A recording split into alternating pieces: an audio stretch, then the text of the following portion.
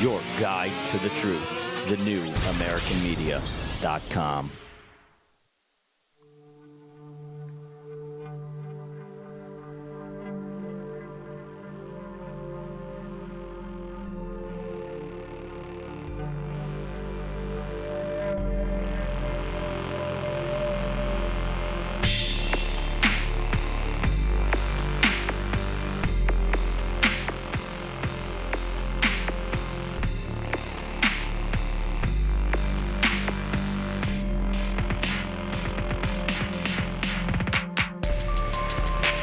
Broadcasting to you live from the Milky Way galaxy, the solar system, planet Earth, North America, the United States of America, California, Los Angeles. To be specific, hello everybody, and welcome to another episode of Agree to Disagree here on the TNAM Radio Network. My name is Brian Engelman. I am your host, as I have been for the past 5 years. We are weeks away from our 5th anniversary. We'll just call it May Day, May Day.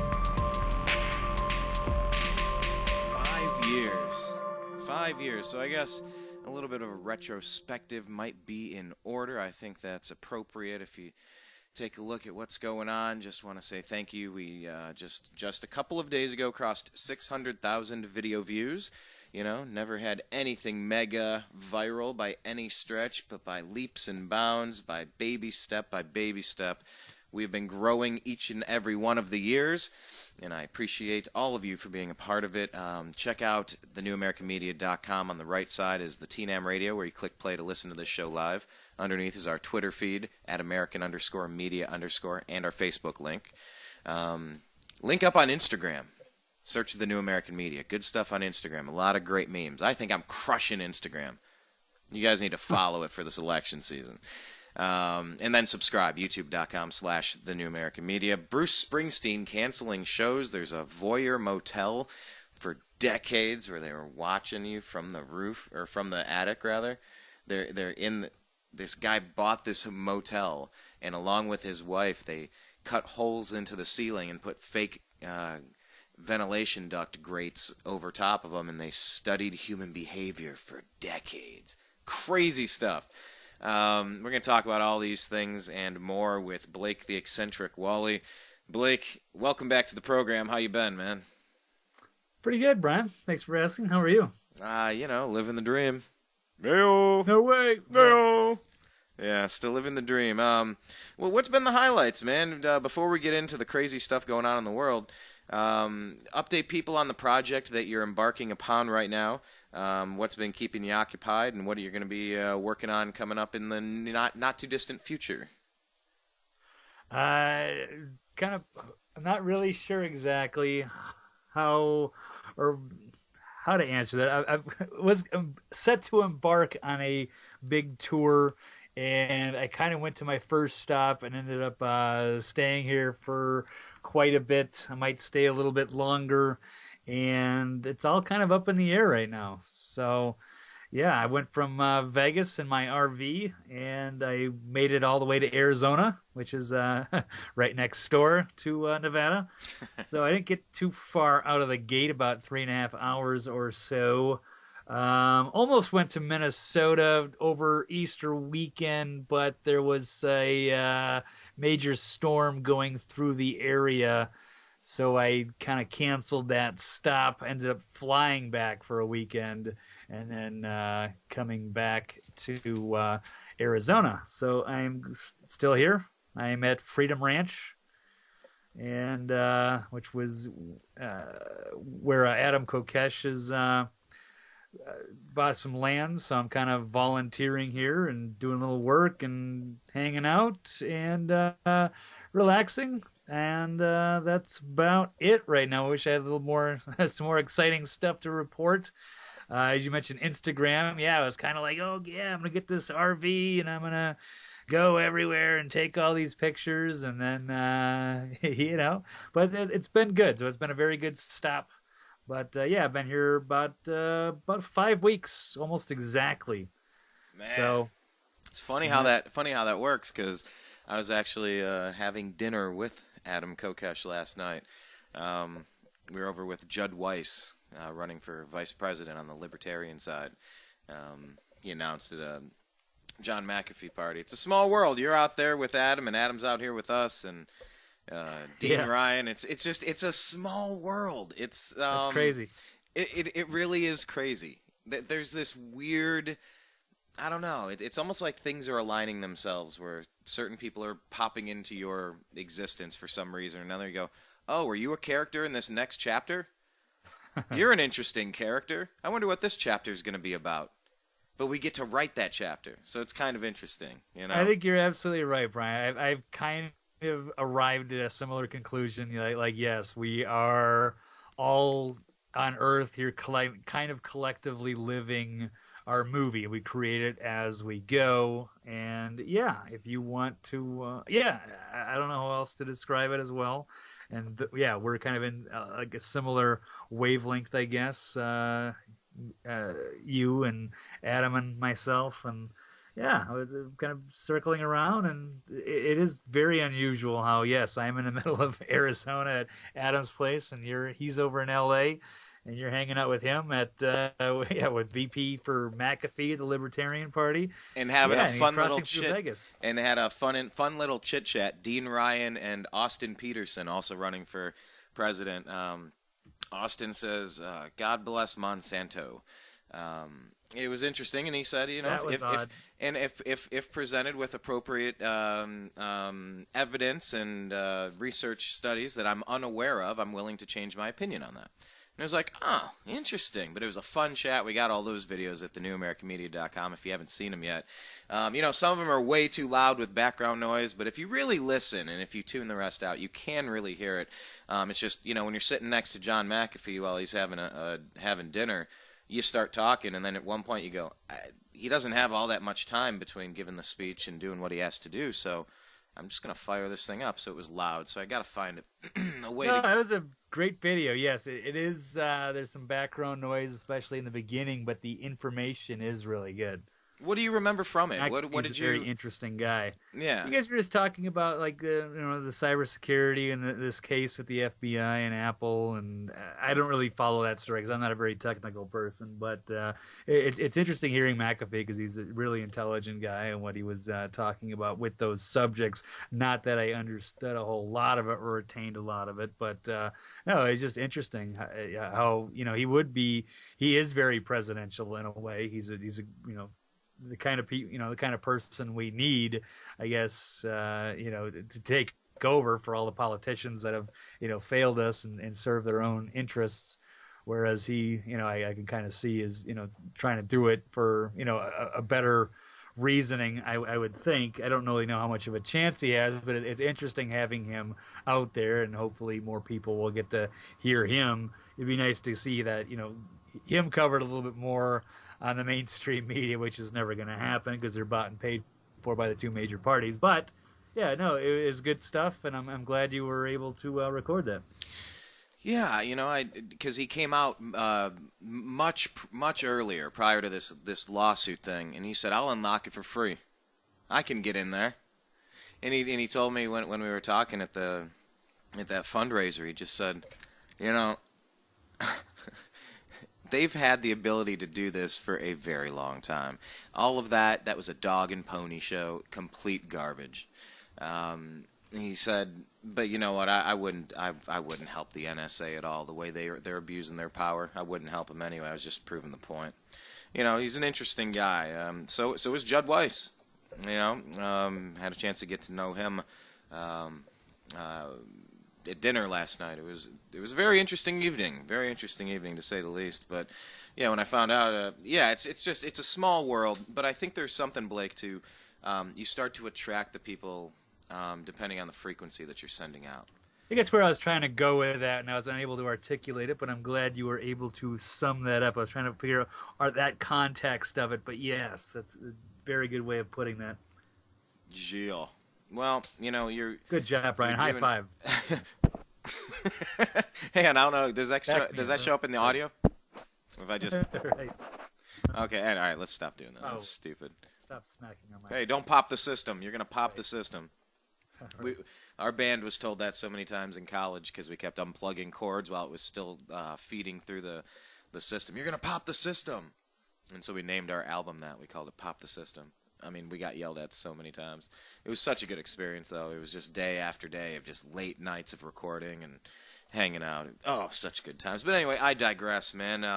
Well, let's go right there to the rock and roll. There's a lot of appears to be a lot of rock and rollers, and we have a big story about the Rock Hall of Fame, I guess, that went down pretty recently. I don't know if that was tonight. I think it's the number one story on Twitter. I'm just taking a look at it. Yeah, let's hear it. Yeah. Rock and Roll Hall of Fame induction 2016. I guess this was, they're going to edit it. No, it was in Brooklyn. Yeah, this Friday. So it just happened a couple hours ago. Looks like it probably finished on the East Coast. So I guess the Rock and Roll Hall of Fame class for 2016 is Deep Purple, Steve Miller, Chicago, NWA, and Cheap Trick. And I guess, Brian, the thing I'm most surprised is that they weren't all in the Hall of Fame already. Yeah, I don't know if there's a backlog or... This was, this is a touchy subject for me. I go to the NAMM convention every year. 100,000 people. It's a trade show, Anaheim, and they'll have it where they always have it, Nashville, and been to Austin and Indianapolis and all over the place with this thing. But the voting. Yeah, because you have the Cleveland Hall of Fame, or the Rock and Roll Hall of Fame is in your backyard, right? Yeah, I mean, I grew up about 25, 30 minutes outside of Cleveland. Spent 18 years there and went to college 2 hours away, so I was always, half a tank of gas away from being back home for stuff. But there are quintessential bands with enormous talent like Grand Funk Railroad. Now I'll just and they've been on The Simpsons. Homer's talked about it, and then they make a joke about the generational gap because he thinks it's cool, but the kids think it's lame.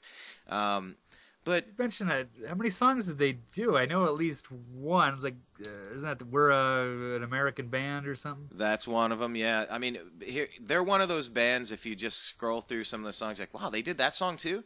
They did that song too. But anyway, my dad and I we follow the music scene a little bit. He's been a rock journalist for, I don't know, 20, 25, 30 years or something, however long it's been now.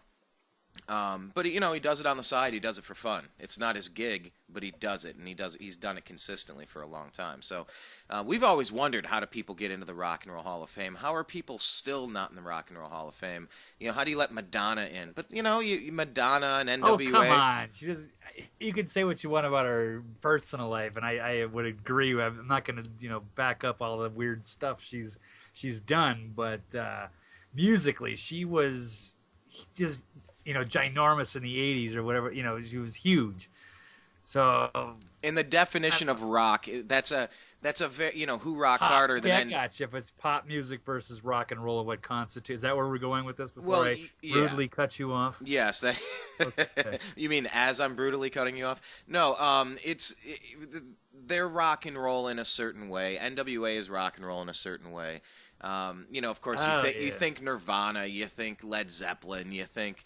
it should Elvis be a music Presley. Hall of Fame. I think you might be right. I totally missed that when I saw NWA. I was like, oh yeah, they should be in it. Wait a second, it's rock and roll, and there's really maybe a couple songs. But that attitude of rebellion and just that whole general mindset of what teenagers feel when they listen to hard rock, when they're looking for that. It's a little more aggressive, and it's about getting through tough situations, and it's about growing up, and rock is more than a sound. It's a way of life. It's a feeling. It's a mindset. And so I've had problems with several of the people they've put in there, but we just don't. The process is just weird. To do it in New York, I just think is totally lame. Figure it out. I mean, I get why they're doing it there, but I don't know.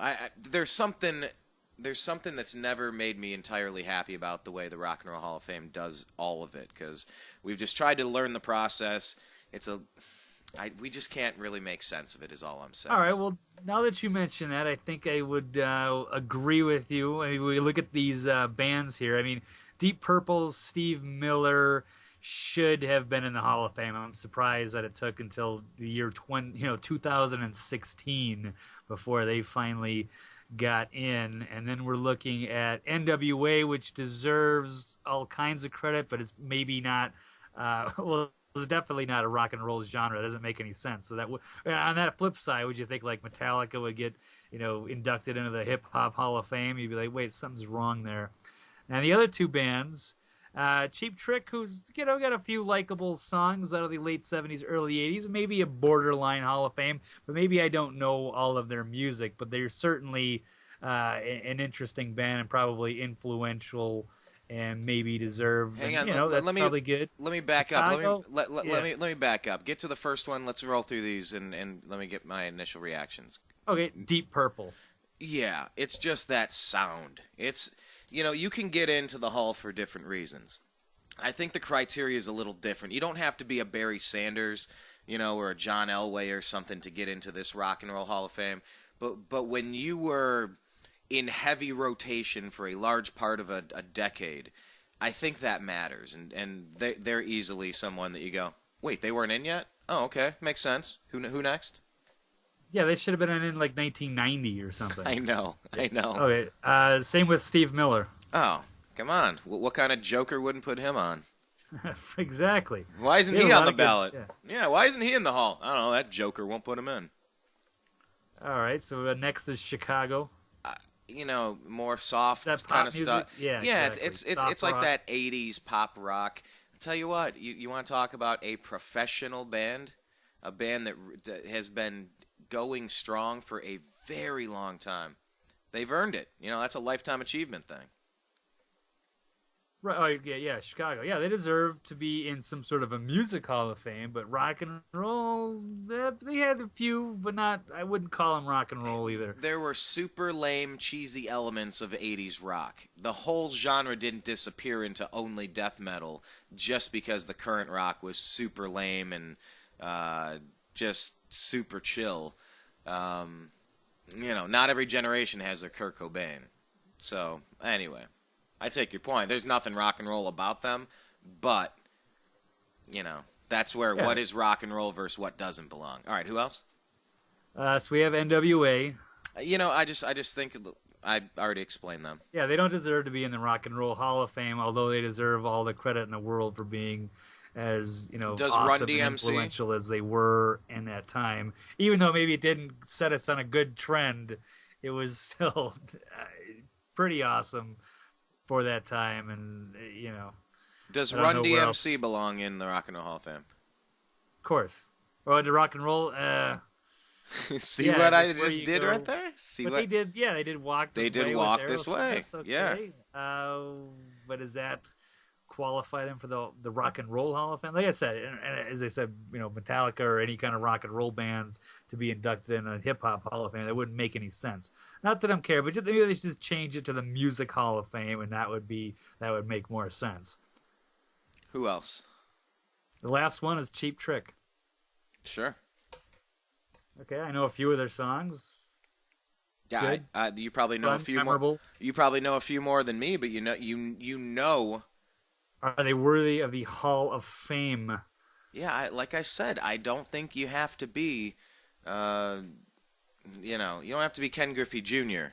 to make this Hall of Fame. But then how do Deep Purple and Steve Miller are finally in at the same year Cheap Trick is in? Like, to me, Deep Purple, Steve Miller should have been in 1990, and then as we go in, you can say, oh, okay, well, Cheap Trick, they've been on the ballot for a number of years, and oh, yeah, they finally got in, and that's cool. But maybe I'm totally overlooking all this music that they did, which I only hear the stuff on the radio, maybe. I can only think of a few off the top of my head, but, were they that big? No. Don't get me wrong. It's not like they were Metallica big, Nirvana big. Yeah. I'm not saying that. But I still feel like this year's lineup is an all-star cast. I feel like this is an exceptionally strong pool of talent for totally different reasons and in totally different ways. And it's not necessarily what you would quintessentially think when you think rock. By the way, how long does it take for like Pearl Jam to get in and some of these other guys? It's got to be close, right? Oh, if it's taken this long for Steve Miller and Deep Purple, then no, Green Day's you would in. think Pearl Jam would be 2034. Or no, something. Green Day already got in, right? Really? Yeah. Dude, how can Green Day? That's and nothing against Green Day, but that's just not right for them to be in over Deep Purple and Steve Miller. If that's the case, I'm kind of thinking that. kind of a slap in the face. Yeah. Green Day inducted in 2015. Oh, last year. I didn't even Yeah. realize it. Okay. Yeah, I'm looking I mean, up online here. Yeah, I mean, I'm not saying they're not a worthy candidate. I'm just a little confused on the timing or who comes up with this stuff. And maybe it's not Exactly. That, Who comes up with this stuff? What is the process? Why is this not something that once a year everybody gets to vote on, like at American Idol, and you'll consider that for 10% of the reason, or the winner of the fan vote will always get in. One person will always get in from the fan vote, or something. But nobody knows the process. But it's very similar to U.S. politics with this, do you have a certain number of delegates? No, super delegates don't count in this. How many? No, but after the first vote at a contested convention, then it's a free-for-all. They don't know how you vote for president. Because even when that happens, Blake, they put up a Democrat, Republican, a Libertarian. Guess what? The people don't vote for them either. It's the Electoral College doing it. It's absolutely crazy. It's absolutely crazy, Blake. Yeah, now something is odd, but I'll have to dig into that. But yeah, maybe it should be something that's discussed more because I know we always discuss, like football and baseball and stuff, but music maybe gets overlooked, or am I just out of the loop? I'm not exactly that up to date on all this stuff anyway. So, but. Yeah, like I said, there's some anomalies. It doesn't quite make sense, but it's still interesting, and it's cool to see the accolades and the big awards, and all the everybody being trotted out for the media. It's pretty cool. Some good pictures. Well, good stuff. Sorry, I missed some of the. I'll have to check some of the highlights, I guess. No, it just really has me thinking though. Like I was saying, how do they get voted into the Rock and Roll Hall of Fame?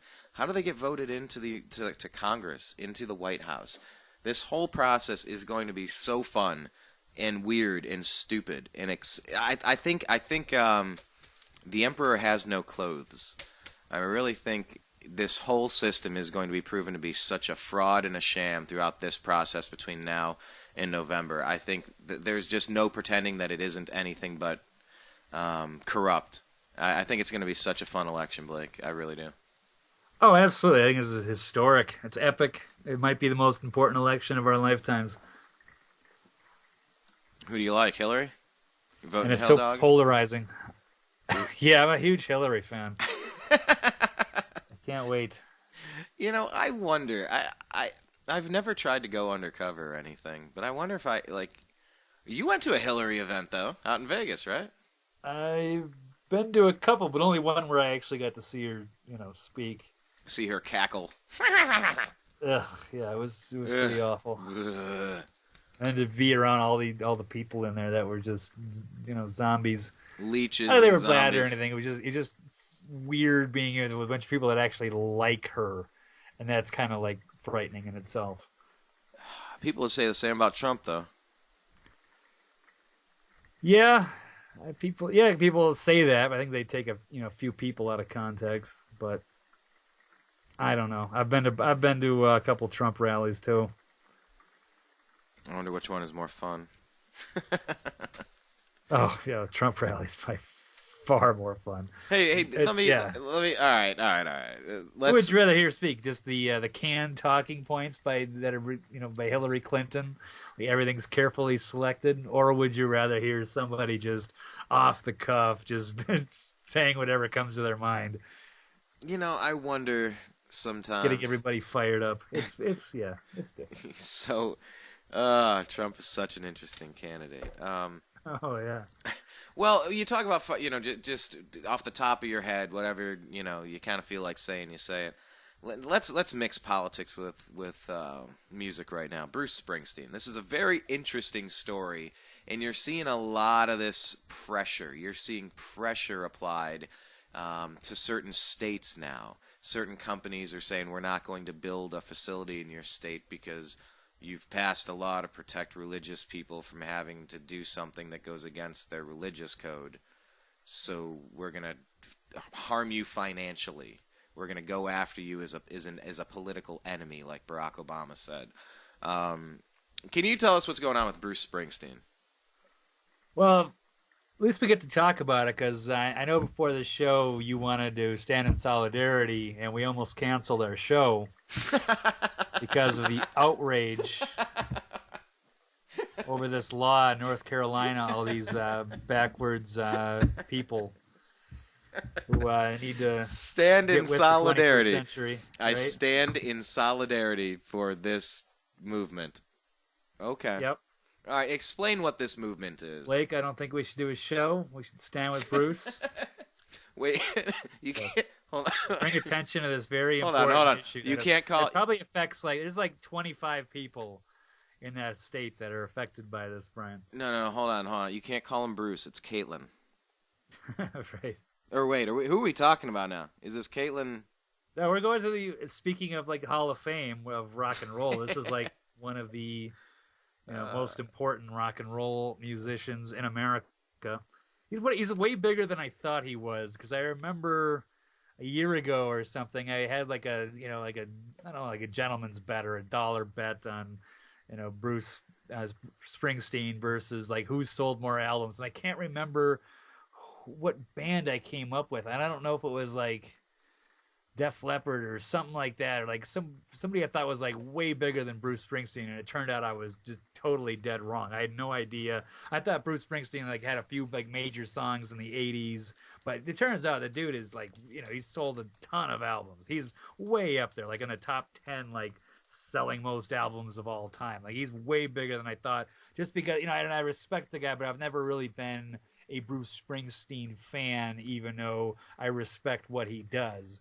Hey, musically, let me pause. Musically, I totally respect that, and maybe on certain issues, but we'll hold off. Brian, take over. My very quick crack research is, according at least as far as May 2011, it's difficult to accurately answer how many albums Bruce Springsteen has sold. Estimates seem to be in the region of what? Take a guess. Try to remember that. I know it's just it's way more than I thought. He's way more popular and more successful than I imagined at that time. And I don't even want to guess, because I know it's a lot. It's pretty high up there. 1 million albums. 1 million albums? What? No, I was doing $1 million. Oh, okay, no. It's I thought that was the real number. No, I was doing a terrible accent of Austin Powers. No, that's one of my favorites. My Faja. I'm sorry, your Faja? Okay. No, at least this one quick place I looked, it said 120 million, and that was 5 years ago. Okay. So anyway, who knows? But he's one of the highest grossing artists. He's big. All right, so explain what's going on. Bruce Springsteen cancels. Get into that, and then let's go to what is this law about? Okay.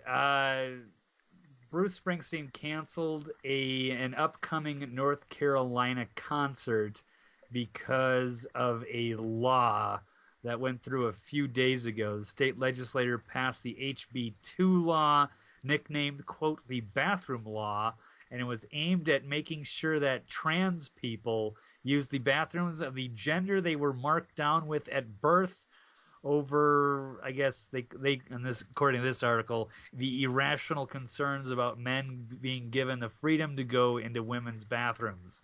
And it also rolled back certain protections granted to LGBT individuals.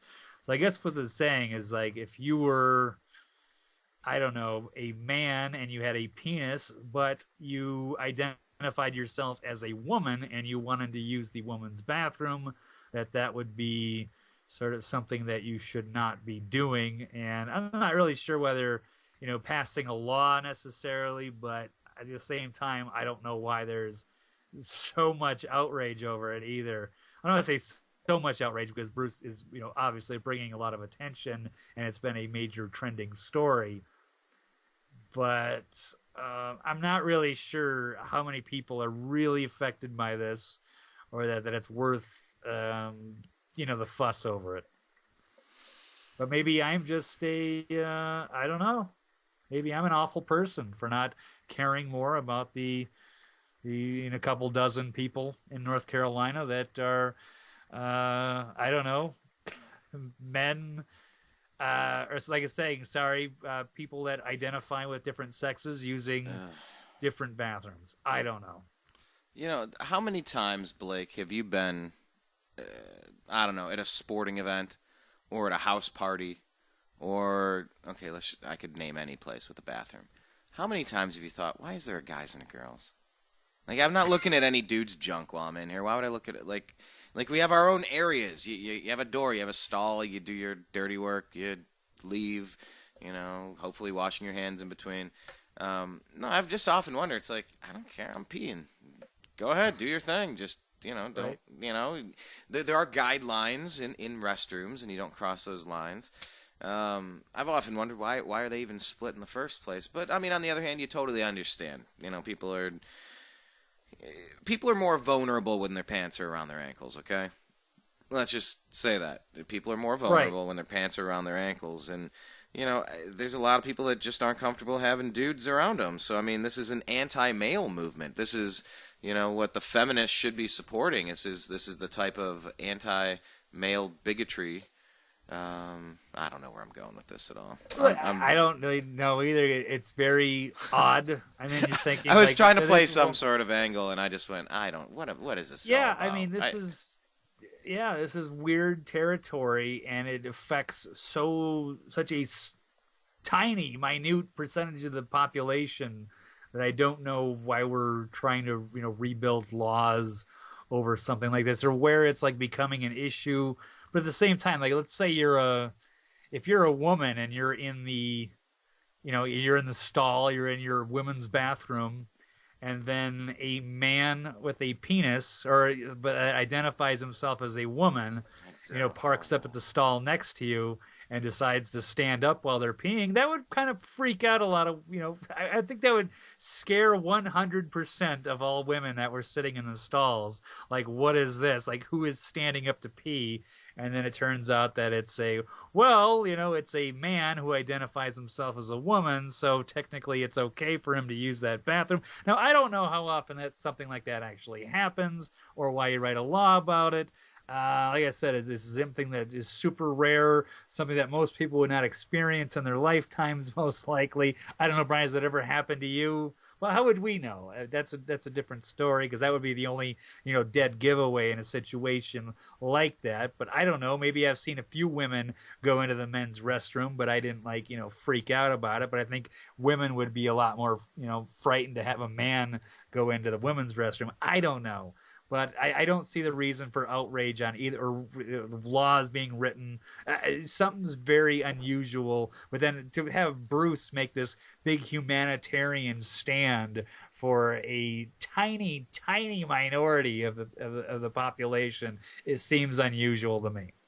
Well, I mean, the fact that they're a tiny, tiny minority, I mean, so isn't that who we're supposed to protect, is the people that are going to get abused and disenfranchised, or kind of. Yeah, well, this is weird because we don't know, who these people, identify with, or if they've got some issue. I don't know, but I guess they're kind of saying, like, if you want to identify us, you got to change your birth certificate. But I don't know how often does this actually come up where it's like, we better make a law because this is getting out of hand. I don't know. But I'm sorry, not that I'm a big. I don't get where Bruce Springsteen would cancel his whole show. Like, but that's what I was saying. There are lots of companies that are threatening different states right now. These things are. There was another one in this. Man, I don't have the story in front of me, but I think it was North Carolina or Georgia. There was a big company that was going to go in there, like a tech company, PayPal. Hang on, let me see. Go ahead. Give me another thought on this while I look up the PayPal thing. All right, well, I can read about this. Is what Springsteen issued a statement on his website announcing he's calling off his Charlotte concert this coming Sunday and that tickets will be refunded. And he says, as you, my fans, know, I'm scheduled to play in Greensboro, North Carolina this Sunday. And as we also know, North Carolina has just passed HB 2, which the media are referring to as the, quote, bathroom law. HB 2, known officially as the Public Facilities Privacy and Security Act, dictates which bathrooms transgender people are permitted to use. Just as important, the law also attacks the rights of LGBT citizens to sue when their human rights are violated in the workplace. Although, hold on, I'm breaking, this is not Bruce's statement, I'm going to interject. Bruce is not elaborating on exactly what human rights are violated in the workplace, which is unclear, and I'm not seeing it anywhere else in the article, so I'm not... Yeah, I'd like to see something a little bit more specific there. But anyway, let me get back to the statement, in Bruce's words, I guess, to say, no other group of North Carolinians faces such a burden. To my mind, it's an attempt by people who cannot stand the progress of our country has made in recognizing the human rights of all of our citizens to overturn that progress. Right now, there are many groups, like we just didn't... Okay, sorry, I'm interjecting again. Because I'm sorry, we've done a lot of the gay marriage thing. I mean, there's been a lot of progress as far as, whether it was women's rights or whether it was minority rights or whether it was civil rights. I mean, there's gay marriage. There's been a lot of things that have been happening. We're more socially liberal, trending as Americans. So I'm sorry, Bruce, but now he's like on this like crusade now because a few transgender people in North Carolina might have an issue or have to change their birth certificate. I'm sorry, that is nothing compared to all the progress that we've made over the last 100 years. Just give me a break. There's no reason to cancel your concert to make a big issue out of this, like you're standing up for something that's that. I'm sorry, I don't get this, but maybe I'll have to hear these stories from the other side of all these people that they're confused and it's such a burden because they have to use the public bathroom, and I don't get where this.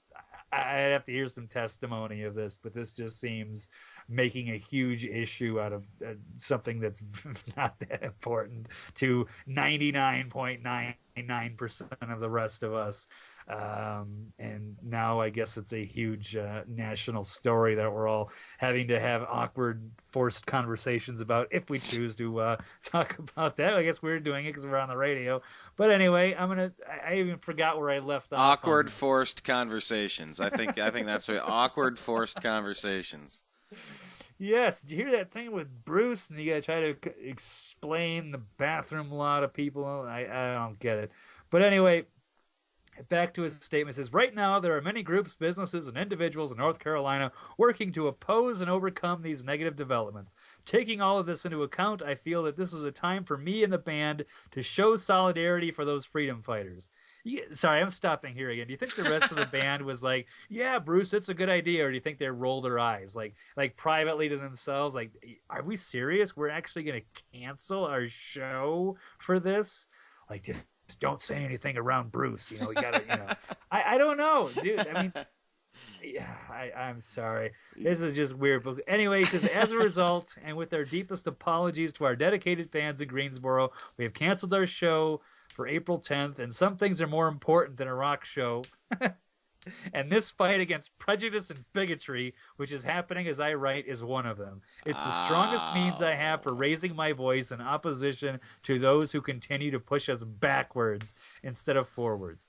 So now he's punishing all of his fans, people that probably weren't even aware that this thing was going on, much less, got in and voted for or against it or whatever, had anything to do with it. And now they're being punished because of his just bleeding heart liberalism that's just gone so far off the deep end. I don't get it. I'm sorry. I think this is ridiculous. I think there's a difference between you're being denied a home loan once it was discovered that your medical records, they looked into your medical records and saw that you were taking hormone replacement therapy and you had transitioned. Okay, well, I mean, if you're going to harm people financially and if you're going to discriminate against people solely based on the fact of, something like that, if there's any way you could prove something like that, I mean, there are probably legitimate ways that people are being discriminated against.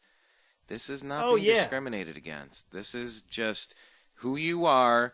Our society, it's like go right for the dudes, go left for the chicks. You go in with what you got. Just go in with what you got. I don't know what you identify. I don't care what you do. But going with what you got. That's just the way this country rolls. It's not the worst thing in the world. To say this is really abusive and just subhuman behavior and treatment of a disenfranchised class of people. I'm just not really seeing where someone's shattering their lives over the abuse and horror of having to use the restroom of how you were born with those parts. It's not that. To me, it's not that big of a deal. I look at this North Carolina's bathroom bill. It just cost the state 400 future jobs. This is from CNN Money, published on April 5th. Yes, They'd have to declare bankruptcy now. 400? Wow. Wow. It's all over. All right. Well, North Carolina. Hey, man, but 400 jobs, that's 400 families. People need gigs. Right. So, it says PayPal has canceled its plans to open a new global operations center in Charlotte, following passage of a North Carolina law that prevents cities from creating non-discrimination policies based on gender identity. The measure also mandates that students in state schools use the bathroom that corresponds with the gender when they were born. As a result, blah, blah, blah, blah, blah. PayPal says it will no longer open its facility in Charlotte, which was expected to employ 400 people.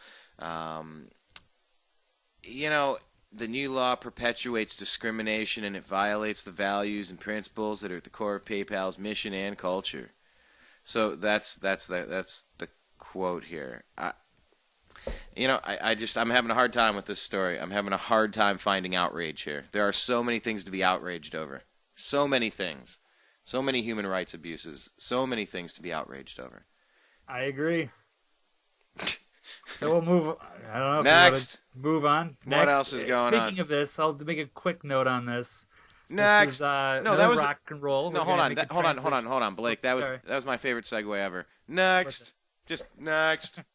Sorry, back to the rock and roll you were saying. But we are going to keep on the rock and roll theme because we have Axl Rose, and I just wanted to make the contrast here.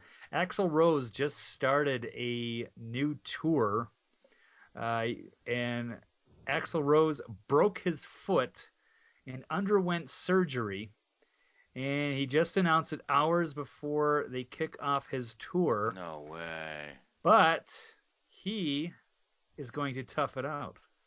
He is going to go on with it, as far as I know. The show is going on with twists. So, Axl, he posted an x-ray of his left foot and says, this is what can happen when you do something you haven't done in nearly 23 years. So, the real GNR is playing its first arena show in decades tonight and Saturday night in Las Vegas. So they said we're told the injury happened when Axl slipped on stage while singing Mr. Brownstone during last Friday's, it's like a troubadour show. And the Troubadour, man. I've seen some good shows at the Troubadour, yeah. Oh, okay, that must be in yeah, LA, they did it. They did a show for $10 on April Fool's Day out here. And it's a small a small club. It's got a cool balcony. My favorite view is the balcony. I've always loved balcony shows. But anyway, yeah, it's a small club. I've seen some neat bands over there. I was supposed to go to Coachella and see them too, and whatever. Anyhow. Oh, that's awesome. So it was right in your backyard this last week that Axl slipped and in your backyard, and but he toughed it out. He knew something was busted, and he toughed it out. But that's how rock and roll goes. Kind of like get him to the Greek. Getting that flashback. Anyway, Axl had surgery earlier in the week and got some hardware in to repair the fracture, and he'll be in a cast for the Vegas and the Coachella shows. And don't expect him to be sitting the whole time. They're going to make some kind of support for him, and the set list won't be shortened. So who's rock and roll, Brian? Let's find out if he... Axl Rose or Bruce Springsteen? Oh, who's more rock and roll? That's Axl Rose. Breaks his foot, has surgery, has hardware thrown in, beginning of his tour. Hang on, And I he's can. gonna go tough that out. Yeah, And then Bruce obviously. Springsteen. Obviously, Bruce wins this one, right? Obviously. Of course. I mean, it's not even close. It's a mammoth undertaking. What he's really doing for the cause, for the struggle. The struggle is real. Yep. For all the All right. thousands Anyway, that are affected. how about did you see when the Foo Fighters? I forget how long ago it was. 6 months ago, maybe a few months ago. Dave Grohl, he was doing a song and he fell off of this really tall stage, and he broke his leg. I forget I what. think I might have heard that. And yeah, I think we made it our featured video for a heartbeat there. And he, the show obviously does what it does when that happens, and they put him in a cast, and he comes back out and he finishes the entire show with a newly broken leg in an air cast. Wow. Yeah. That's rock and roll. Like he really broke it, like for real. And then he continued the tour on crutches and sitting down and like changed how they did. Yeah, it's neat. You got to go check that out on YouTube. But yeah, what's more rock and roll than getting hurt and just carrying on, just toughing it out, being courageous. Let's move from courageous to freaking creepy. This is out of the New Yorker. And it says, I know a married man and father of two who bought a 21-room motel near Denver many years ago in order to become its resident voyeur. With the assistance of his wife, he cut rectangular holes measuring 6 by 14 inches in the ceilings of more than a dozen rooms. Then he covered the openings with louvered aluminum screens that looked like ventilation grills, but were actually observation vents that allowed him, while he knelt in the attic, to see his guests in the rooms below. He watched them for decades while keeping an exhaustive written record of what he saw and heard. Never once during all those years was he caught. Let's see. I first became aware of this man after receiving a handwritten special delivery letter without a signature dated in January 7, 1980 at my house in New York. It began, Mr. Talese, since learning of your long-awaited study of coast-to-coast sex in America, which will be included in your soon-to-be-published book, Thy Neighbor's Wife, I feel I have important information that could contribute to its contents or to contents of a future book. He then described the motel he had owned for more than 10 years, saying, the reason for purchasing this motel was to satisfy my voyeuristic tendencies and compelling interest in all phases of how people conduct their lives, both socially and sexually. I did this purely out of my unlimited curiosity about people and not just as a deranged voyeur. He explained that he had logged an accurate record of the majority of the individuals that I watched, and compiled interesting statistics on each. What was done, what was said, their individual characteristic, age and body type, part of the country where they came, and their sexual behavior. These individuals were from every walk of life. The businessman who takes his secretary to the motel during the noon hour, which is generally classified as a hot sheet trade in the motel business. Married couples traveling from state to state, either on business or vacation, couples who aren't married but live together, wives who cheat on their husbands and vice versa, lesbianism, of which I made a particular study, homosexuality, of which I had little interest, but still watched to determine motivation and procedure. The 70s later part brought another sexual deviation forward, namely group sex, which I took great interest in watching. I have seen the most human emotions in all their humor and tragedy carried to complexion. Sexually, I've witnessed, observed, and studied the best first-hand, unrehearsed, non-laboratory sex between couples and most other conceivable sex deviations during these past 15 years. My main objective, finally, is wanting to provide you with this confidential information in the belief that it could be valuable to people in general and sex researchers in particular. He went on to say, although he'd been wanting to tell his story, that he wasn't talented enough of a writer and he feared being discovered. This is in Colorado, man. I just had to get this out there because this is one of the wackier things. I mean, I don't know about you, but how many times have you traveled in a sketch motel, or any motel for that matter, or hotel? You ever lay there and you look up at the, you've heard those stories about, the high school had a one-way mirror or a two-way mirror.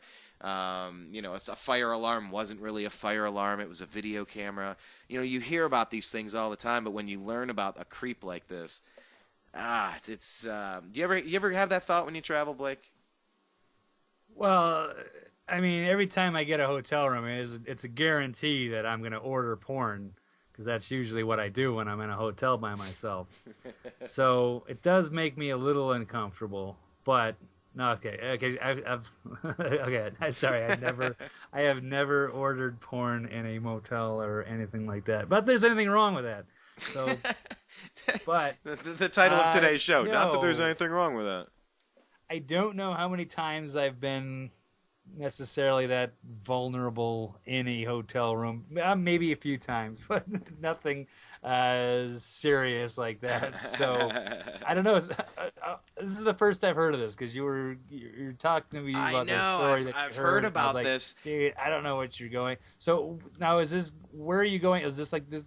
This guy like a pervert, or is he Well, clearly like an anthropologist? He's pretending to be an anthropologist now that he's been busted. Well, I mean, Or is he presenting this information like, hey, I'm doing kind of an off the book study for all these years, and just, hey, I'm not a pervert, but I just wanted to share that I've been studying human behavior, and this is what it's like, and don't be mad at me, I'm not a pervert.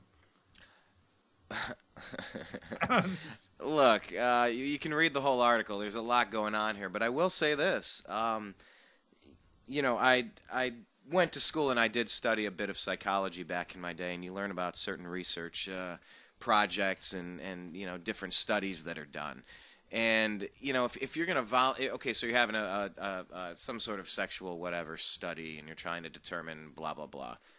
The people that you're going to get to volunteer to disrobe and bang while you're watching them. You're really playing to a very specific subset of the culture at large. And so, are you really seeing how people operate when they operate, or are you not? And that's kind of, some of the purpose of trying to do some of these studies, especially, in human interaction and human sexuality and all these various fields, because there's nothing more natural than doing stuff like that, or else we don't multiply and we don't continue as a species. So it's hardwired that the human race do this. But you gotta say, this is total creep. It is, but on the same at the same time, on the same token, it's if he really went to such great lengths to detail and chronicle and all this stuff, it's got to be interesting stuff in there. There's so many stories listed, and just think about your own life, how many different experiences and different you see everybody driving across the country, and it's just totally different snapshots. So, no, total creeper, man. I've you think about Big Brother. Well, Big Grandfather. Was he videotaping all this stuff? No.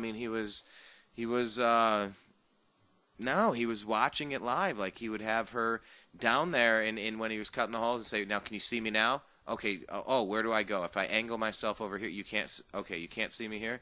Like, they were both in on it and stuff. It's just very. He wasn't videoing it. He's actually watching it. Like, he literally be physically over the ceiling. He's literally in trying not to breathe too hard. Yes. Okay. Which is that's creepy. But it's also creepy to record it. But I'm saying that's that you would go to that level where you would risk getting caught and be, watching it. That is really freaky. There's somebody watching you, trying not to make any sounds above you. Yeah, that's awful. Oh yeah, just terrible. But it's one of the more interesting stories I've heard in the past week, so I definitely had to hit that one for our show today. So thanks so much for sharing, Brian. Yeah, I know. That was good. But everybody I've talked to about it, they're so creeped out, and then they do research like, "Oh my God, did you read the part where?" And you're like, "Hey, man," you share that story with people, and people seem to be fascinated by it. The Hulk Hogan case, we didn't even talk about that. But he was allegedly taped having sex with his best friend's wife, and then they leaked the tape to Gawker, and then Gawker sued. What was it? 55 million or something? 55? I don't know. I think it was over 100. It was like 140 or 120. It was something outrageous. Monstrous. But, about as many millions of albums as Bruce Springsteen sold up until 2011. Right. times million. Anyway, but No, I mean, it definitely deserves to be compensated, and Gawker deserves to be Yeah. punched in the mouth. But the money is pretty. I don't know where they're going to come up with that, but who knows? yeah, they'll just be indentured servants forever. No, but I mean, Aaron Andrews had this happen. And you know where the hotel chain got in trouble? This guy came in and said, yeah, can I get the room next to Aaron Andrews? And they gave it to her. They gave it to the person. Yeah, I don't know. That was just, I don't know, maybe they found some, 17-year-old kid behind a hotel room counter. I don't know. That would say, oh, okay, yeah, sure, I'll find that. I don't mean, know. and those tapes went out. That was horrible, and she just won a big court case, too. So, moral of the story, man, don't creep on people. Don't be creeping. Unless you're a real anthropologist and you've got Yes. some kind of a, I don't know, government grant permission somewhere. He asked Foose if he ever felt guilty about spying on his guests. While he admitted to constant fear of being found out, he was unwilling to concede that his activities in the attic brought harm to anyone. He said that he was indulging his curiosity within the boundaries of his own property, and because his guests were unaware of his voyeurism, they were not affected by it, he reasoned. There is no invasion of privacy if no one complains. Still, he took great pains to avoid discovery, and he worried that were he caught, he would be charged with a crime. Over dinner, he described how it had taken him months to fashion his motel's viewing points to foolproof perfection. He'd initially considered installing two-way mirrors in the ceilings, but dismissed the idea as too incriminating if discovered. He then thought of installing the faux ventilators and hired a metal worker to fabricate a number of 6 by 14-inch louvered screens. Only Donna, who was in on the plan, could help Foose with the installation. She'd stand on a chair in each of the designated rooms and reach up to fit a louvered screen into the opening in the ceiling that Foose had made with a power saw. As he lay prone in the attic, he secured the screen to the plywood floor and rafters with long flathead screws. He installed 3 layers of shag carpeting over a central strip of the attic floor. The nails that kept the carpeting in place were rubber-tipped to deaden any squeaks from footsteps. Like, this is well thought out, creepy, Yeah. You really went through. So they would know when, what particular room to watch at the specific time, or would he have to go in and hope something was going to happen, or hey, these two people look interesting, or maybe they're going to have sex in a couple of hours, so I'll get ready to go towards that room and I'll just hang up there until something happens? Or how do they know when to approach it? Well, yeah, there's a lot in this article. He'd been doing it since 1966. Wow, Excited and gratified by what he saw. For a long time. But many times what went on below was so boring that he nodded off, sleeping for hours on the shag carpeting until Donna woke him up before she left for the hospital. Sometimes she brought him a snack. I'm the only one getting room service at the motel, he told me, with a smile. So it'd be like turning on Skinamax or something, Yes. and then you're hoping you're going to see some boobies, and you might be sitting there for a half an hour, and you don't have a fast forward button. You're just stuck, hoping that something happens, and then you just end up falling asleep. Okay, I think he kind of nailed it.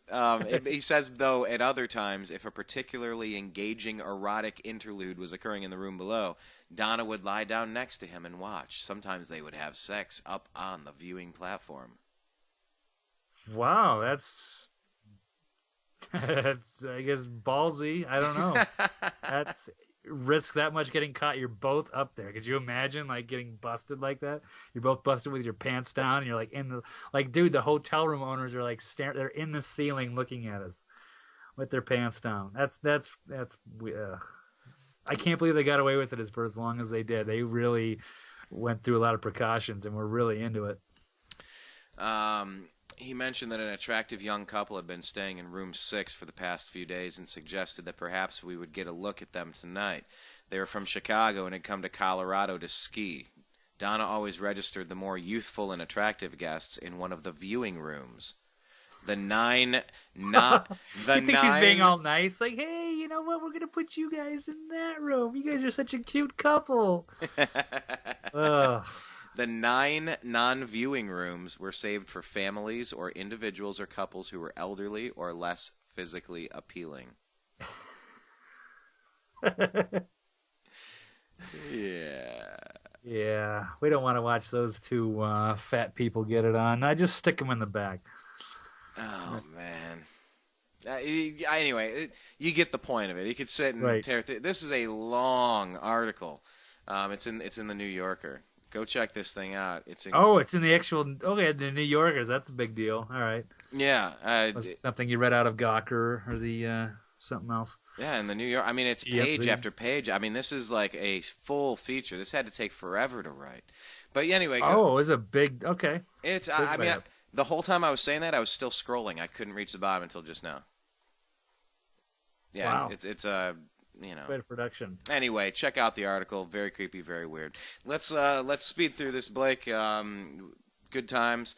But I know we had a couple more things, and we want to try to Oh yeah. keep these new shows on track. We're already And- pushing an hour, right? Yeah, so maybe let's go to the lightning round and wrap this up and try not to wait so long in between shows next time. Sure, absolutely. Well, I guess one of the bigger stories that I saw this week was Roger Stone under attack by the media. Perhaps some cleverly edited videos to make him look wacky, although a lot of people do think he's pretty wacky, and maybe he's got a lot of history of some wacky behavior. I find him interesting to more so. I think he's been. I haven't really heard much about him until the last few months ago, and I'm kind Same of like, here. how come I've never heard of this guy? I know, same here, This but guy's a good writer. He's got a lot of good stuff out there. He's an interesting character, but yeah, it can be a little much for some people. But Brian, let me stop. Go ahead. no. I was just gonna say I agree completely. That's in the past few months, it's all Roger Stone, but I mean we're living in the year of the Trump. You know, on the Chinese Right. calendar, it's year of the Trump. You know, you got your ox, you have your snake, you have your goat, and you have Fire your Trump. monkey this year. Fire No, monkey? it is. It's the fire monkey. What are you talking about? Fire monkey? It's not. No way. Yeah, it's the Chinese New Year. Okay, I don't even know what you're referring. I mean, on that, when you go to a Chinese restaurant and you have the things around, you got the zodiac around your little placemat. There's no fire monkey. Well, it's year of the monkey. Oh, but that's it's a monkey. It's a fire monkey year. I can. I'll look it up here. 'Cause, yeah, that is. You that know is what? I'll true. trust you. I'll trust you on this.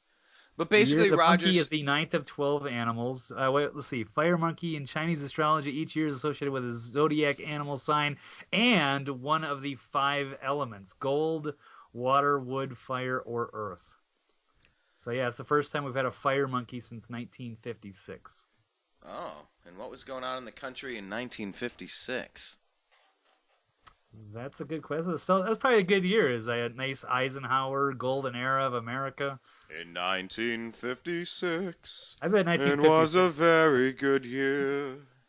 Right? Yeah. All right, so Ozzie Roger and Stone. Harriet and Ozzie, it's the Waltons. I don't know. Jeez, I can't even. John Wayne. I mean, Totally that was different. a 1956. That was a good year for America, I think. So But Roger this is Stone. the Chinese New Year. But anyway, They're coming after Stone because what? He's really. he Yeah. was on the Stefan Molyneux show talking about what could go down in Cleveland, and that if things don't go the way that he would like with Donald Trump winning, then we might have to send activists over to delegates' hotel rooms, and it made it sound like it was a lot more sinister than it was, but it perhaps was edited. And when you see the whole thing in detail, it doesn't sound bad. But I swear, when I was a little bit critical of Roger a couple days ago, doing a show, not too bad, but just to say that maybe he wants to back that up and clarify. But so maybe this was a doctored clip, and then you can see the whole quote, Brian. I'll stop if you wanted to throw something in there. No. Go ahead and make sure you tag us on Twitter. We're at American_media_. Blake is at eccentric99. Check out Blake's page. What is it? Eccentricperspective.com. Definitely on Twitter though. Eccentric 99. Eccentric 99. Yeah, you talk about sending people over to the hotels. I mean, kind of like this Manor Hotel. Maybe they're spying on them in the hotels. Maybe that's what's going to be at. It's going to be like Watergate mixed with the Right. Voyeur's Motel. I could Check see your it now. ceiling. Yeah. Check your privilege, check your ceiling. Welcome to the debate. Welcome to the convention. Check your privilege, check your ventilation. Great. Right? No, but it's interesting because I try to rotate through different people, different talk radio people, and different television personalities and different podcasts. I feel like for the most part I do kind of mix it up. It kind of bounce around. I don't necessarily have like one go-to place, but recently I watched a lot of Glenn Beck stuff back around the Tea Party time, back around the economic crash. And then when he kind of went to the Blaze, I pretty much lost track of him and what he's been up to. Recently, I've been checking out his shows, and it is astonishing to me how completely anti-Trump these guys are. It's an obsession right now. It's an obsession. He sounds like a full-blown cult leader. And yes, it's like this whole, like this, I don't know, biblical fight we have to get Ted Cruz elected and not Trump. It's bizarre. It's gone way off the rails. Yeah, and I can understand to a certain degree, but on the other hand, it's just it's so overboard. It's at first it was like, yeah, I'm good. I don't need my daily dose of Trump bashing. I'm cool. I'm it's boring. But then it's almost comical. But then a lot of it is true. So it's this brokered convention is going to be a humdinger, man. I mean, basically, none of these guys are going to get enough to get selected. So there you go. And I heard somebody call somebody else I've been listening to a little bit more lately. He did a good show on EMPs on Mark Levin TV. I've been listening to Mark Levin. Mark Levin, sorry. Exactly. Right. That's one of your favorites. Right. We'll have to put that one on like the your sound effects board. But anyway, yeah. And a caller called in today and said, well, for all of this stuff that Trump's not going to get it on the first ballot, get out of here. The game he's talking. How he's going to cut all these trade deals and he's going to build a wall and make Mexico pay for it. And he's the deal maker. He's the guy that knows how to get things done and he makes deals. Then let him make a deal. Let him make the ultimate deal to become president of the United States. Let him make that deal. Shut up. Let him not get picked in the first time. Let him, what is it, 1237? Is that the number? Yeah. Yes. Let him not get 1237. And then let him cut the deal. If he's such a smart ass, if he really knows what he's doing, let him do it. And I'm like, that is a great way to look at that. All right, you like to cut deals? Cut a deal. Cut a deal into the presidency. Make it happen. Do you go Kasich because you got to carry Ohio? Who do you go with? Do you think outside of the box? For the love of God, don't go back to Palin. What are you thinking? Where do you team up with a Rubio? Who do you put? Who has the clout to make it? Do you just put Lion Ted? It's so hard to rebuild some of these relationships after they get so publicly brutal. And once again, like that line from Pulp Fiction, it is so chicken shit to mess with another man's automobile. You do not mess with another man's automobile. You do not go after a candidate's wife. And Trump, yeah, okay, he retweeted something and it was maybe not a wise thing. But that's pretty weak. That's pretty weak sauce. How could they ever team up? Retaliation. I think Ted Cruz used, or not Ted Cruz, specifically, but they used a picture of Donald Trump's wife that she had done in, I don't know, Playboy or Penthouse or something way back when. And so then Donald Trump, I guess, thought it was fair game. I think it was GQ. Something like a European GQ or something. Yeah, I think it might have only been in Utah or something, or it started in Utah, the advertisement. But yeah, Donald Trump took that personally when they went after his wife. So he went after Ted's wife or retweeted something. I guess I kind of was out of the loop on that one. But I think it was it was done by both. It wasn't just some cheap shot by Donald Trump out of the blue or anything on Ted's wife. Yeah, the whole thing just starts getting, when you drag yourself down into the gutter and it turns into this. It's the worst kind of conversation. It's the worst kind of debate. You can be able to have disagreements with people without having to resort to this type of stuff. There's a way that you can talk with somebody and not really be feeling what they're into and have a strong dissenting opinion of, what they do have to say. But man, politics brings this out. But it's funny, man. You look at Bernie Sanders and you look at Hillary Clinton. Take away those super delegates, this thing is right there. These guys are right there, minus the super delegates. I mean, how do you see this Democratic thing playing out? I'll bet you that Philly might end up being a little bit more interesting. It's very possible. I know we'll get back to I'll get you the quotes we'll get back to the Roger Stone thing too.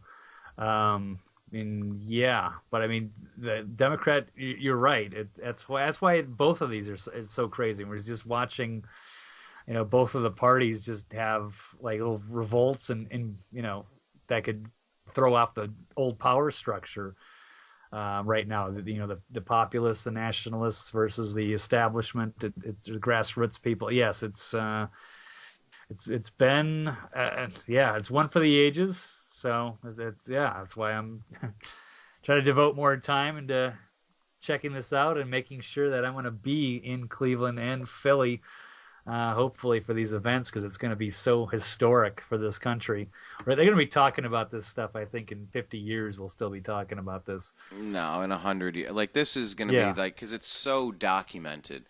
It takes us. It takes the perfect set of circumstances, the right zeitgeist, the mooder feeling of the times. It takes the perfect zeitgeist to pull something like this off. I mean, only right now, only with this set of characters, only in America. Like this is just. It's exactly what this moment calls for, because it's idiocracy mixed with reality TV mixed with. Just a complete disrobing. The emperor has no clothes. Nobody has faith in, air quote, the system anymore. The system has been causing murder and death and mayhem and theft through taxation for how long? Man, it's just, you can only pretend you don't have a problem for so long. And that's what our country's doing. We're skipping and whistling through the meadows right now, and there is a lot of stuff that is not set up for long-term success. If you look at this country, we are so vulnerable, we are so foolish, indebted, completely sold out, completely surveilled, I mean, this, Blake, it's all coming together right now for a reason. And it's got to have this ridiculous and this comedic. It has to have that component. You can't watch an angry movie the whole way through. Like a lot of the best dramas, they have a lot of moments of humor. But, there's nothing funny about nuclear warfare or, dirty bombs or EMP bursts shutting down electrical grids or World War III. None of that stuff sounds good at all. But you just feel so much of it happening, Blake. I mean, at least I do.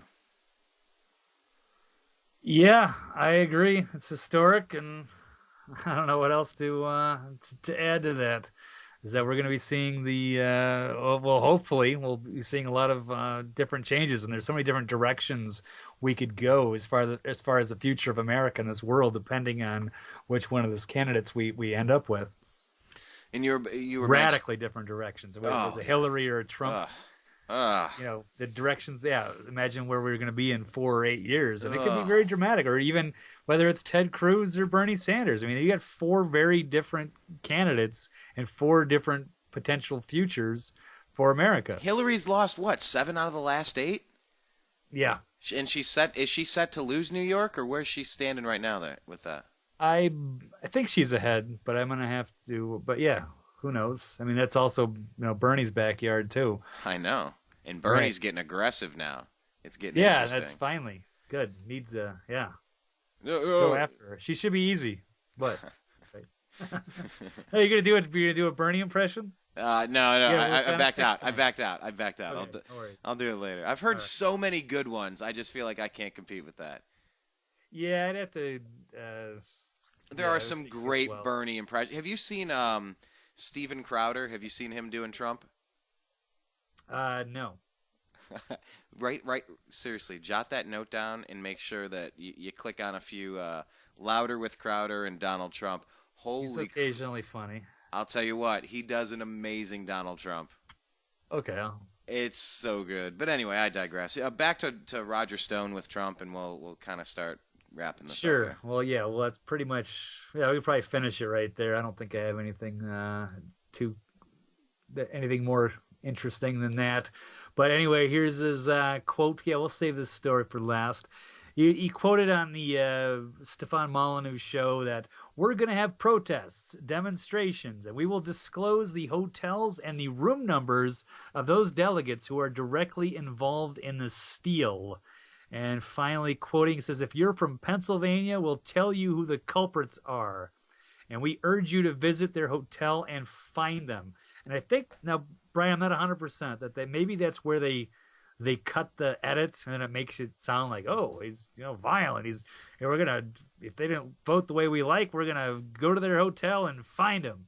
But he did say you have a right, and I've seen the whole video. He says you have a right to discuss this if you voted in the Pennsylvania primary, for example, and your votes are being disallowed. So he says discuss. I never had a threat of violence. But if you take that last sentence off, it does kind of sound like, oh, we're going to go shake down people in their hotel rooms, hunt them down and expose them, and But I don't know. the Pennsylvania delegate situation is like, it's a really weird, unique one, isn't it? I'm not sure. There's a few states that where you can vote for both parties. Well, you can re-register as a Democrat for or the Republican. delegates of Pennsylvania themselves, and it's going to be in Philly. So I feel like there's something weird. Yeah, there's something We're really. supposed to be in Cleveland that they're talking about, but I'm not sure exactly where he was going because I didn't see the whole context of the rest of that. No, it's good. No, I mean I was just thinking of because if you can get to an open convention or a brokered convention, there's different types of conventions. If you can't get to your 1273, I mean of course that's going to be Cleveland, but. I mean, if Hillary didn't have all of these superdelegates, and these superdelegates can change. These superdelegates can do whatever they want, too. This is all so ridiculous, Blake. It's all so ridiculous. You reach a point, it's like you'd almost rather just open up the phone book or throw darts at random names and, all right, you just go be president for a few years. Can't get any worse. You try this. No, it doesn't work like that, Brian. The elites usually want to have two candidates that are both in their pockets, and it doesn't matter which one you vote for. And this is one where they don't entirely control Trump or Bernie Sanders and are having trouble stopping them versus the public that is outraged and they've had enough. Interesting. Well, what do we have? When is the next one? It's how many days away? New York is... I think it's a couple weeks away, so maybe... week and a half or something? Yeah. That was like 10 days, right. Maybe? I don't know. Yeah. Ted Cruz with his New York values comment. That's kind of backfiring right about now. Yeah, I don't think Ted Cruz is going to do too well there. I think that's going to be an easy one for Trump, and we'll see what happens with the Democrats. That should be interesting. Indeed. Well, anyhow, man, let's do this again. I like this weekly roundup. Sometimes it's like pulling teeth trying to find a story I feel like talking about, but I feel like I could have talked most of these issues. I probably could have done an entire show on today, but what did you call it? It's a slow news day. I'm like, Blake, there is never a slow news day. You have to invent something interesting. Do something interesting. Yeah, because I got an hour and a half to fill, and I'm like, how am I going to sit here and do this for an hour and a half? There's no way. Yeah, but one of the techniques you had that was always pretty good on eccentric perspective, and I think you're bringing that back, right?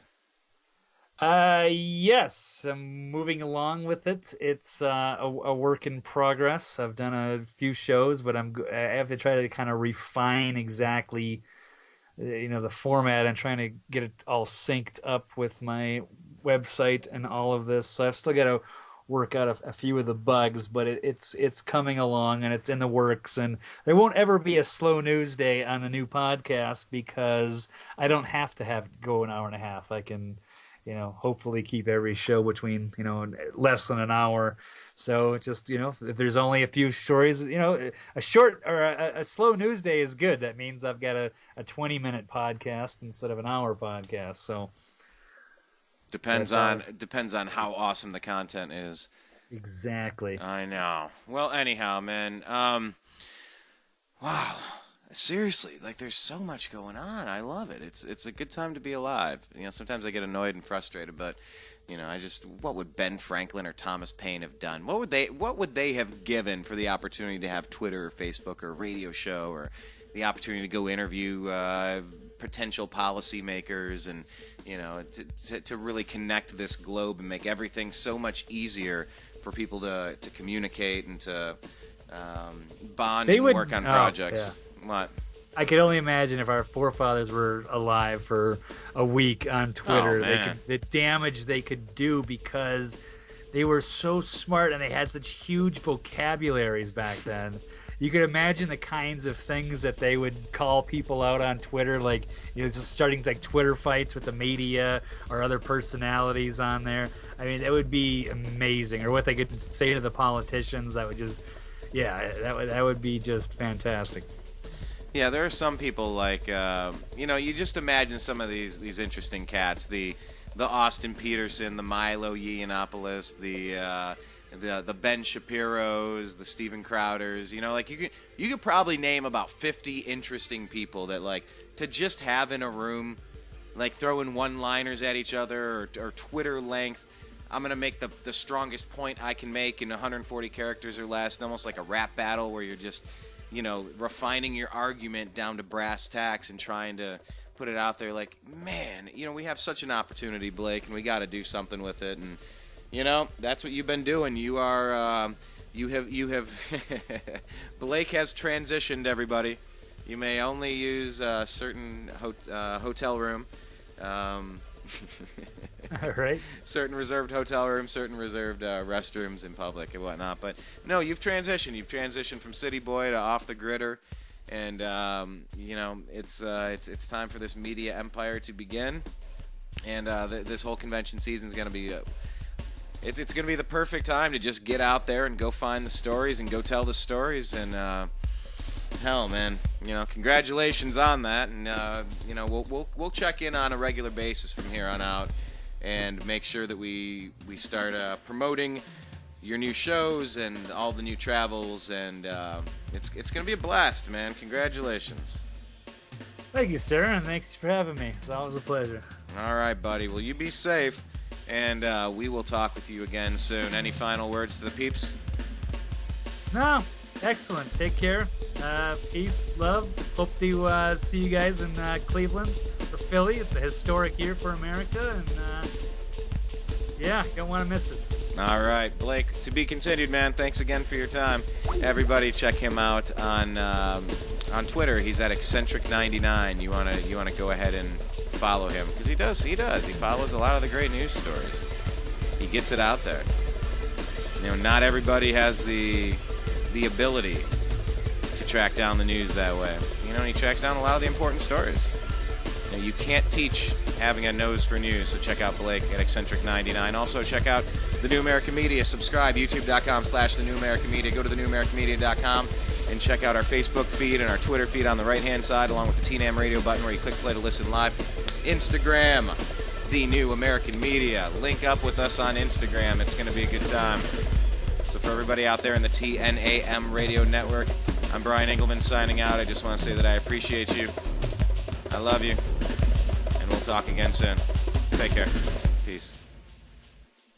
Hi, everybody. You're listening to Agree to Disagree with Brian Engelman, and this is John B. Wells reminding you that not only is Brian Engelman a cool guy, and not only is the newamericanmedia.com a very cool platform, but here's a cool idea for you, too. Are you alone? Not really. Do you like dogs? Do you like cats? You do. Of course you do. Everybody does. One or the other, maybe even both. There are a lot of dogs and cats that are at shelters right now, and if somebody doesn't take them home, they're going to wind up euthanized. That's a nice way of saying they're going to be killed, because there's simply not enough room. I guarantee it, the best dogs and the best cats, the best pets, come from shelters. There's something about dogs and cats. They know. They know where they are.